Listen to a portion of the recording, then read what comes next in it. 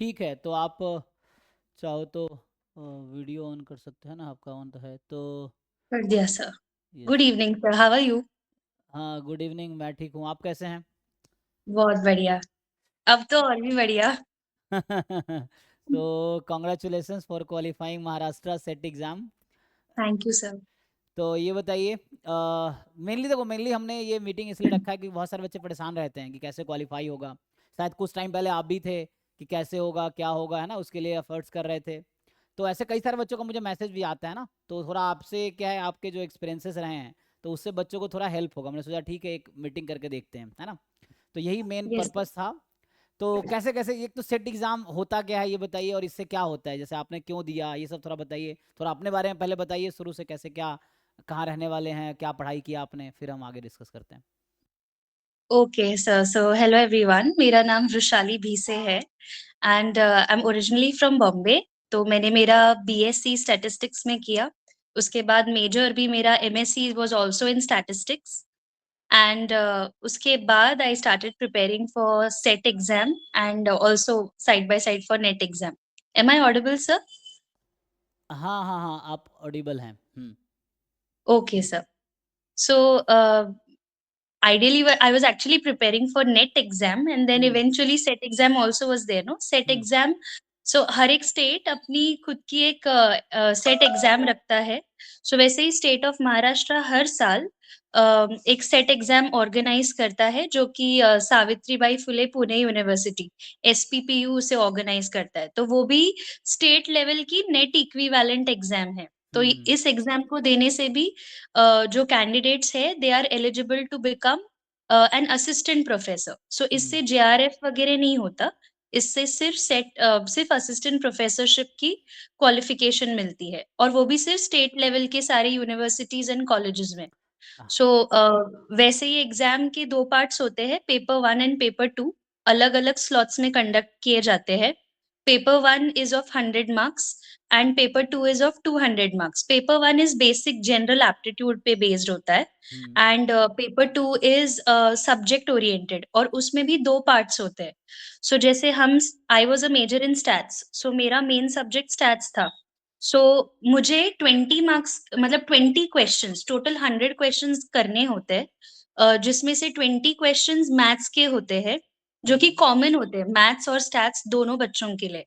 And hmm 80 questions जो होते हैं वो सिर्फ स्टैट्स के होते हैं, एंड 80 क्वेश्चंस पार्ट बी में। So it's like part A, part B, part C. Part hmm A is common 20 questions, part B is only maths questions, part C is only stats questions. Hmm so मुझे तो exam में सिर्फ़ stats के ही questions करने का time मिला sir. हम्म क्योंकि और हर एक question by the way stats के जो होते हैं वो 2-2 मार्क्स के होते हैं। सो हम्म उस वज़ह से you have to kind of and वो 2 आवर्स का ही पेपर होता है। सो इस वज़ह से whatever you can do in those 80 questions, that is all about it. And yeah sir, that's pretty much the format of the exam. Hmm and also the eligibility criteria वही होती है, अपनी नेट वाली होती है कि एमएससी आपका होना चाहिए उस सब्जेक्ट में, एंड जो भी उसकी मिनिमम परसेंटेज होती है वो। तो कट एंड ऑफ दैट्स कितना ऑल। जाता है इसमें? सर वैसे तो अलग-अलग कैटेगरीज़ की अलग-अलग होती है। तो हम्म ओपन कैटेगरी की 54% वगैरह होती है। एससी-एसटी की उससे थोड़ी कम होती है, 40-45 तक जाती है। हम्म और उनसे फिर एसटी वगैरह की उससे थोड़ी और कम होती है। हम्म अच्छा, हाँ, ये बट ऑन एन एवरेज 50 पकड़ के चल हाँ, सकते हैं हम। 50% ले सकते, 50% प्लस है तो क्वालिफाई होने के चांसेस। यस, यस, हाँ। हाँ, अब प्रिपरेशन कैसे करें, तो क्या आपने बताया 2 पार्ट में एग्जाम होता है ना, तो हाँ। प्रिपरेशन कैसे करें, सिलेबस क्या है उसका, थोड़ा डिटेल में बता दीजिए।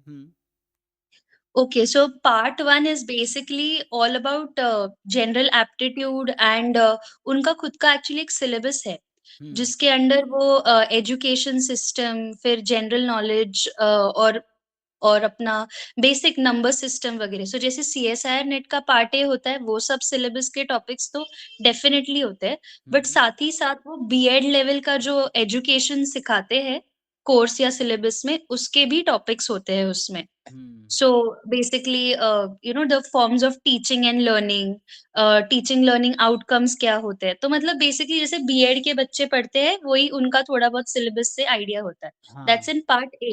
एंड पार्ट बी में तो जैसे सीएसआईआर नेट का सिलेबस है, वो सेम टू सेम वही सिलेबस है पूरा का पूरा, मैथमेटिकल साइंसेस का, वही पूरा है। ओके, पार्ट ए है एंड पूरा। yeah, and as far as preparation is concerned, one advantage that set has is उसमें कुछ टॉपिक्स ऐसे हैं जिनके क्वेश्चंस हर साल रिपीट होते ही है।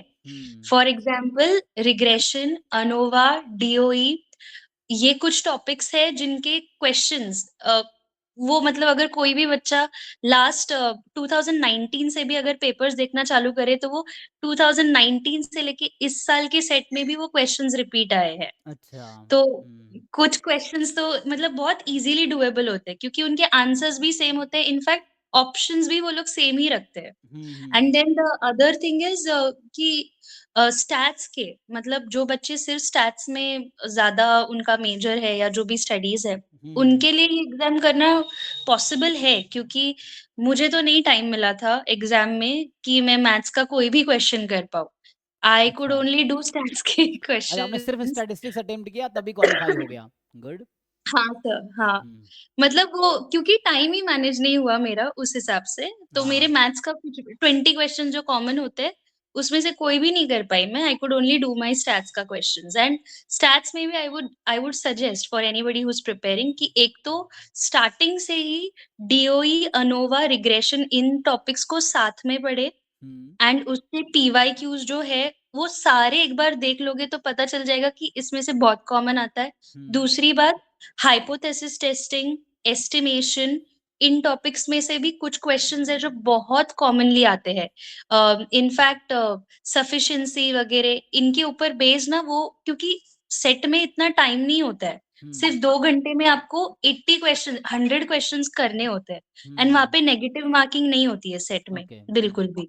So that's an advantage. But then time is also a constraint. So जो बच्चे टॉपिक्स कर रहे हैं तो एस्टिमेशन में तो वो डेफिनेटली ध्यान दे, एंड क्योंकि I was talking about sufficiency and all kind of topics, तो वहां पर ना वो बहुत बड़े बड़े प्रॉब्लम्स नहीं देते जिनके न्यूमेरिकल्स वगैरह होते वैसे नहीं देते। वो काफी थियोरेटिकल पॉइंट ऑफ व्यू से क्वेश्चंस पूछते हैं, कि जैसे कि राव ब्लैकवेलाइजेशन के रिलेटेड कोई प्रॉपर्टी पूछ ली, या फिर कुछ 4-5 कंडीशंस देते हैं for a minimal sufficient statistic, और उसमें से कोई एक गलत हो जाती है, तो बस एलिमिनेशन से बाकी के सारे आप ढंग से कर लो तो हो जाता है।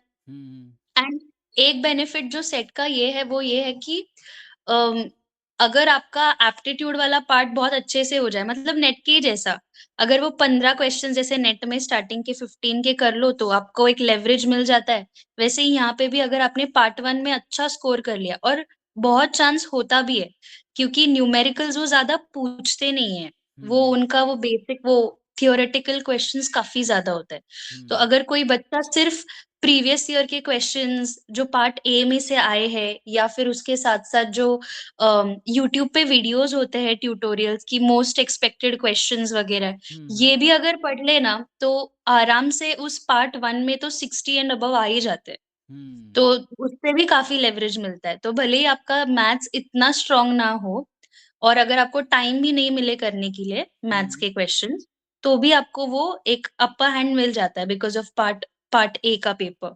सो दैट्स द एडवांटेज। तो आपने कैसे प्रिपरेशन किया और कैसे कैसे किया? सो वैसे तो मेरा मेन गोल नेट था, तो हाँ। साथ में बीच में सेट आ गई तो वो क्लियर हो गई। हम्म। तो ऐसे ही है कि मतलब थोड़ा एक्स्ट्रा प्रिपेयर कर लो तो आपकी सेट हो जाएगी, मतलब नेट के हिसाब से अगर आप प्रिपेयर करते हो तो आपके लिए सेट इतनी भी ज्यादा डिफिकल्ट नहीं होगी, ऐसा है। नेट भी हो जाएगा आपका, सेट आपने निकाला फिर आप नेट ट्राई करेंगे, नेट भी ये दिए हैं ना, हो जाएगा, उसमें क्या है। एक दो बार ट्राई करना, क्योंकि एग्जाम थोड़े इतना डिफिकल्ट है कि उसको समझना होता है ना, स्ट्रेटजी बनाने में थोड़ा टाइम एक दो बार निकल जाता है बच्चों का, तो वो भी हो जाएगा। लेकिन वही है कि कैसे कैसे प्रैक्टिस कहाँ से किया आपने, सिर्फ प्रीवियस ईयर पेपर किए या कुछ और भी किया आपने? सो डेफिनेटली योर क्लासेस हाँ, एंड योर क्लासेस तो हमारे लेक्चर्स। क्लासेस में थे आप। तो नेट के लिए हम लोग भी थोड़ा कोशिश कर रहे हैं कि बच्चों को जितना हेल्प कर सके, उस अपने लेवल पे जो कर सकते हैं, इसीलिए उस पर कोशिश कर रहे हैं। बाकी क्लासेस ठीक है, आप डाउट काफ़ी पूछते थे तो ये अच्छा है, क्योंकि आप ऑलरेडी अच्छे स्टूडेंट रहे हैं, क्योंकि आपको आता था मोस्ट ऑफ द थिंग्स। जो आप नहीं आता था वो आप पूछते थे, तो हम डिस्कस करते थे क्लास में, वैसा है। बाकी नेट बैच में भी आप थे तो नेट का भी हो जाएगा। लेकिन ये अच्छी बात आपने सेट क्वालिफाई किया, कम से कम जो महाराष्ट्र में स्टेट यूनिवर्सिटी जो होंगी महाराष्ट्र की, है ना, तो उसमें आप असिस्टेंट प्रोफेसर के एलिजिबल हैं। Eligibility I think MSc plus set होगा स्टेट यूनिवर्सिटी में, और जो सेंट्रल यूनिवर्सिटीज़ हैं वहाँ पे एमएससी प्लस नेट एलिजिबिलिटी है। ये है, पीएचडी है तो एडवांटेज है, नहीं है तब भी मैं बहुत सारे बच्चों, इवन महाराष्ट्र में ही मैं जानता हूँ कई बच्चों को जो वहाँ से पीएचडी कर रहे हैं पुणे यूनिवर्सिटी से, वो बाकी पुणे के किसी दूसरे कॉलेज में असिस्टेंट प्रोफेसर हैं, तो ऐसे बच्चे भी हैं, तो उस तरह से भी हैं। वैसा है तो आप भी ज्वाइन, मतलब आप एलिजिबल हैं आप असिस्टेंट प्रोफेसर के लिए ही ना, हाँ क्वालिफाई सर, करने के बाद। बस इतना ही है कि मतलब जो स्टूडेंट्स महाराष्ट्र में रहते हैं hmm. And who do not really wish to go out of Maharashtra for professorship, तो उनके लिए SET is a very feasible, most feasible option. हाँ, और even not in that's Maharashtra, ये हर स्टेट का सेट हो गया है, मतलब स्टेट यस यूनिवर्सिटी यस के लिए आई थिंक उन्होंने सेट कंपलसरी कर रखा है कि सेट यस क्वालिफाइड हो तो ही आप असिस्टेंट प्रोफेसर स्टेट यूनिवर्सिटी में बन सकते हैं। तो हर राज्य, कुछ यस बहुत सारे राज्यों की अपनी सेट है, कुछ राज्यों में क्या है कि वो नेट का ही रिजल्ट को भी एक्सेप्ट करते हैं। तो ये भी है कि नेट है तो भी आप स्टेट यूनिवर्सिटी में असिस्टेंट प्रोफेसर बन सकते हैं और सेंट्रल यूनिवर्सिटी में भी बन सकते हैं। लेकिन कुछ राज्य में कि नहीं, स्टेट यूनिवर्सिटी के लिए सेट ही चाहिए, तो फिर उसके बाद आप अप्लाई कीजिए गवर्नमेंट जॉब जो आता है उसमें, फिर आपका मतलब आप अप्लाई करने के एलिजिबल हैं, देन आप असिस्टेंट प्रोफेसर बन सकते हैं। यस ठीक है, तो आपने काफ़ी कुछ बताया एग्जाम के बारे में, प्रिपरेशन के बारे में, सिलेबस के बारे में। तो आपका स्टैटिस्टिक्स बैकग्राउंड है ना? यस हाँ, तो आपने एमएससी स्टैटिस्टिक्स में किया है ना, कहाँ, पुणे यूनिवर्सिटी यस। से? नहीं सर, मेरी वाली ऑटोनॉमस यूनिवर्सिटी थी, Hyderabad Sindh national collegiate board करके, अच्छा जो अच्छा। चर्चगेट में लोकेटेड है। मतलब उनका मेन कैंपस वर्ली में है, बट हाँ। उसके अंडर एक अफिलिएटेड कॉलेज है, केसी कॉलेज करके, जो हम्म। कि चर्चगेट बॉम्बे में है। अच्छा, चर्च गेट में है। हम्म। तो वहाँ से आपने एमएससी किया, फिर अपना नेट और सेट की तैयारी कर रहे हैं, तो आगे क्या मतलब प्रोफेसर बनना है इसीलिए? Yes sir, of course. हाँ हाँ। हाँ तो ठीक है, कोई ना कोई तो हमारे जैसे आपके जैसे लोग ही बनते हैं, तो जो प्रिपरेशन करते हैं वो बनते हैं। तो आप इस रास्ते पे हैं तो बन ही जाएंगे, अभी आने वाले हैं ना कुछ टाइम में। तो ठीक है, यस ऑल दी बेस्ट, आपने बहुत अच्छा बात। फाइनली फिर भी मैं कहूँगा जो महाराष्ट्र के बच्चे हैं, जो महाराष्ट्र सेट देना चाहते हैं, तो आप कंक्लूडिंग फाइनली, है ना, जो कुछ कहना चाहते हैं कह के हम फिर खत्म करेंगे हम लोग, है ना?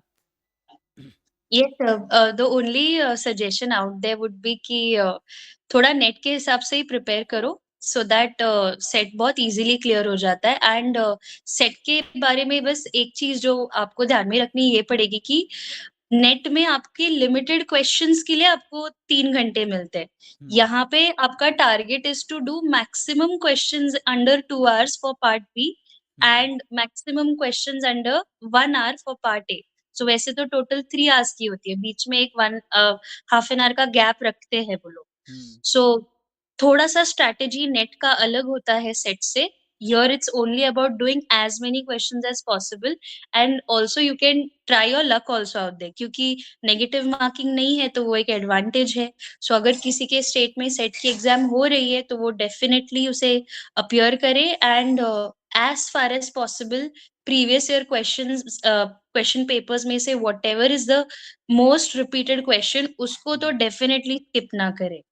So that would be my advice. Hmm. And even for people who are in from statistics background, it's possible to clear set hmm. without a lot of efforts into maths.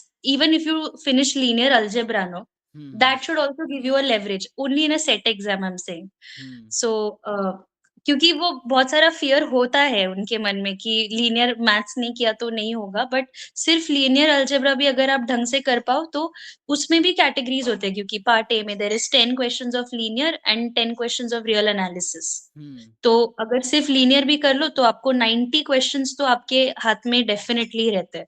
सो ऐसा नहीं है कि you have to study everything in detail, but you have to study everything थोड़ा-थोड़ा तो definitely ऐसा। ठीक है। And hmm. to sum it up, sir, just one more this thing. Thanks a lot to you, and of course, your lectures have been very helpful. हाँ। And that's also. I mean, I could only be, you know, grateful कि now I अभी actually I just stepped out of my house for some family function, and I was so happy to tell them that I work as a college professor, and just 2 days ago I also qualified set exam, so that was a very proud feeling for me वाह, when great. I was telling it to them. Good, Yes, चलिए so बहुत अच्छा thanks लगा a lot मुझे भी, to आप you. Qualify किए, and आप और लाइफ में अच्छा करें, यही हमारी, है ना, इच्छा है, हम चाहते हैं बच्चे अच्छा करें, है ना, हम लोग भी आपके जैसे कभी थे, ऐसा है, तो धीरे धीरे, है ना, यही एक लैडर है, तो आप भी बहुत अच्छा करेंगे लाइफ में। All the best and thank you time निकालने के थैंक लिए और यू बच्चों सो के हेल्प मच। करने के लिए। या thank you. Thank you so जी मच। जी, good bye. Night. Good night. हाँ।